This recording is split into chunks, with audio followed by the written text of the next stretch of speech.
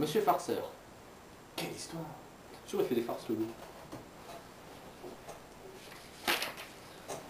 Attention.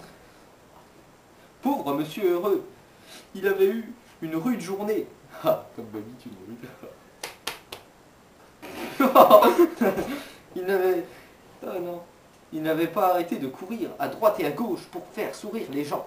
Ouf, dit-il en rentrant chez lui. J'ai bien mérité un peu de repos. Et il s'assit sur une chaise, mais... Crac! La chaise se brisa. Boum! Monsieur Heureux tomba. Il ne manque plus que ça, s'écria-t-il. Monsieur Farceur a dû passer par là. Il n'avait pas tort. Pas tort.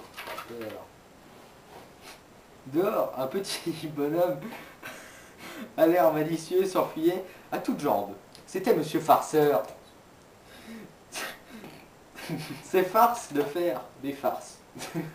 Ah, compris, là. Dit-il.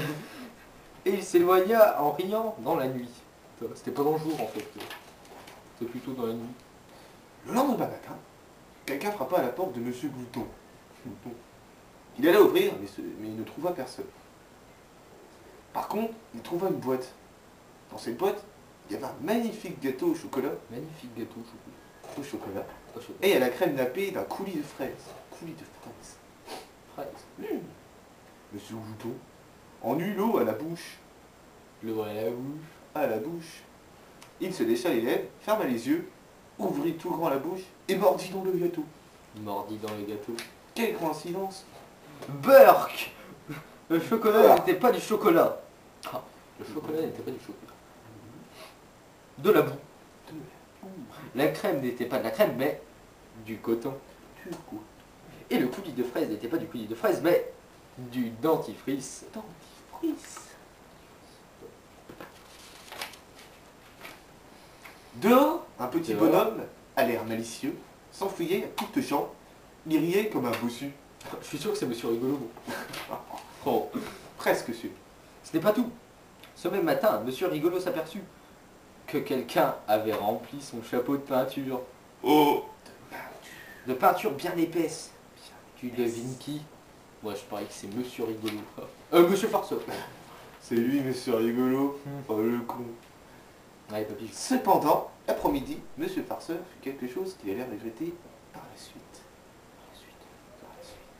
Il se promenait dans le bois quand il rencontra un magicien.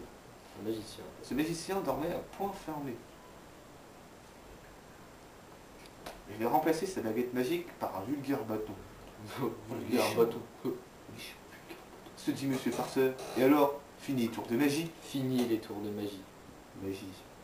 Il sourit malicieusement,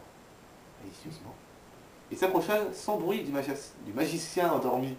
Endormi. Avec 1000 précautions. 1000. Monsieur 1000. Farceur empoigna la baguette magique. Comme ça. Oh. Mais il ignorait que les baguettes magiques n'aiment pas être empoignées. Comme ça. Mais il ignorait que les baguettes magiques n'aiment pas être empoignées. Il l'ignorait de... Au secours! Cria la baguette d'une voix stridente. Aussitôt le magicien se réveilla et empoigna Monsieur Farceur par le bout du nez. Du nez. Ouille! Ouille! Ouille! Casse-couille! Lâchez-moi, cria Monsieur Farceur. Lâchez-moi! Mais je vous reconnais, dit le magicien. Vous êtes Monsieur Farceur? Monsieur Farceur? Il vient de le dire. Quel con. C'est vous qui essayez la chaise du pauvre Monsieur Heureux. Il est plus heureux maintenant. C'est vous Malheureux. encore qui avez préparé un drôle de gâteau par le pauvre Monsieur Glouton. Glouton. Et c'est vous aussi qui avez rempli de peinture le chapeau du pauvre Monsieur Rigolo. C'est rigolo. C'est rigolo ça. C'est marrant. Lâchez-moi, répéta Monsieur Farceur. D'accord, dit le magicien, mais je vous préviens. Cela ira mal pour vous si vous continuez à faire des farces. Il lâcha le nez de Monsieur Farceur, récupéra sa baguette magique et l'agita. Vous avez compris? demanda-t-il. Et il s'en alla. Quel idiot ce magicien, marmonna Monsieur Farceur. Il n'a aucun sens de l'humour. De l'humour. Et il rentra chez lui. Quel idiot, répéta-t-il en s'asseyant Idiot. sur une chaise dans sa cuisine. Sur une chaise. Sur une chaise dans sa cuisine. Boum! Triple idiot de magicien, fit Monsieur Farceur. Il se réveilla et se prépara du riz au lait. Au lait. Miam miam, dit Monsieur Farceur. Miam miam, dit Monsieur Farceur. Miam miam, dit Monsieur Farceur. Il porta à sa bouche une grande cuillerée de riz au lait.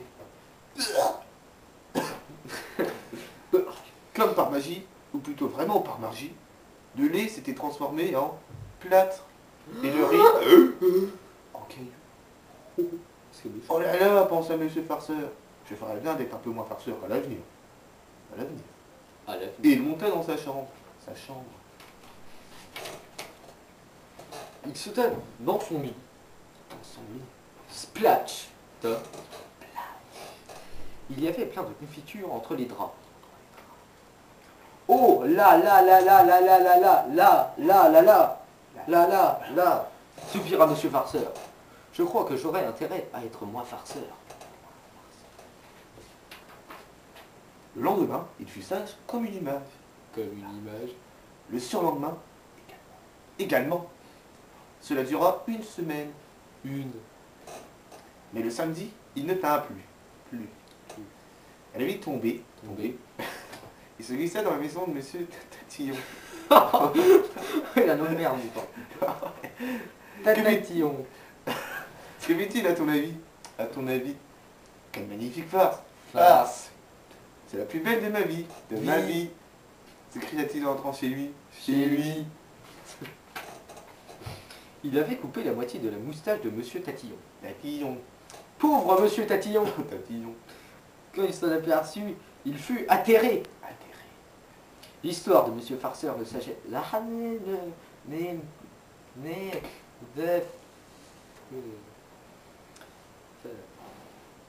C'est bizarre.